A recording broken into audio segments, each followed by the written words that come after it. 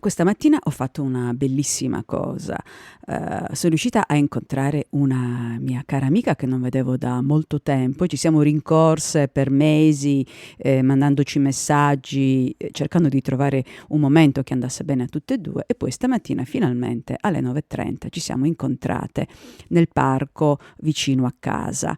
Era una giornata, ancora una giornata un po' incerta, tant'è che io a un certo momento sono dovuta tornare su a casa a prendermi una giacca perché minacciava di piovere, poi naturalmente non ha piovuto sul momento, caldo infernale. Comunque siamo arrivati a questo botteghino che c'è dentro il parco di Monteclaro e ci siamo sedute per fare le chiacchiere, per raccontarci le cose che sono successe nella nostra vita dall'ultima volta che ci siamo viste, che era un po' di tempo fa. Questo botteghino è veramente, diciamo, una piccola capannina che c'è lì nel parco con degli ombrelli, delle sedie di plastica. Niente, ci siamo prese qualcosa da bere e dietro a servirci c'era questa signora, una signora anche abbastanza giovane, molto, molto svelta, molto dinamica, molto carina. Siccome eravamo le uniche due persone sedute lì, e anche perché dopo un po' è venuta giù uno scroscio d'acqua che è durato 5 minuti, fortissimo, quindi siamo un po' fatte piccole piccole sotto l'ombrello che ci ha protetto. Comunque ci siamo messi a fare le chiacchiere con questa signora.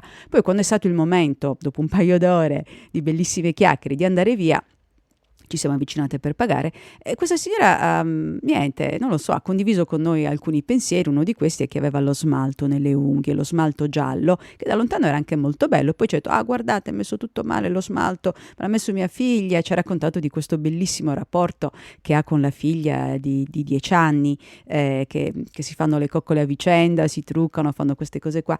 E poi questa signora, ripeto, molto giovane, ha detto una cosa che mi ha molto colpito. Ha detto: ah, sai, a me non piace mettere lo smalto perché non mi piacciono le mie mani. A quel punto si è tolta gli occhiali, aveva gli occhiali da vista, e un po' anche si è commossa dicendo che ha questa cosa alle mani, ha l'artrite. Io mi confondo sempre fra artrite e artrosi, una delle due comunque. E le mani sue erano normalissime, io le ho viste, erano normalissime. Mi ha fatto pensare al fatto che quella cosa ce l'ho anch'io alle mani. Infatti devo anche farmi operare perché ormai il dito non riesco più neanche, se si piega non riesco più a tirarlo su, devo tirarlo su con l'altra mano.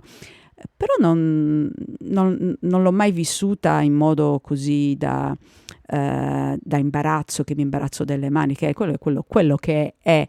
E mi ha fatto pensare però che anche mia mamma, questa cosa qua è genetica, che ha le mani deformate, le ossa, così, che lei le mani le tiene spesso in tasca, oppure un po' si vergogna delle sue mani come se ci fosse niente da vergognarsi. La cosa mi ha colpito, mi ha toccato, sì, mi ha toccato.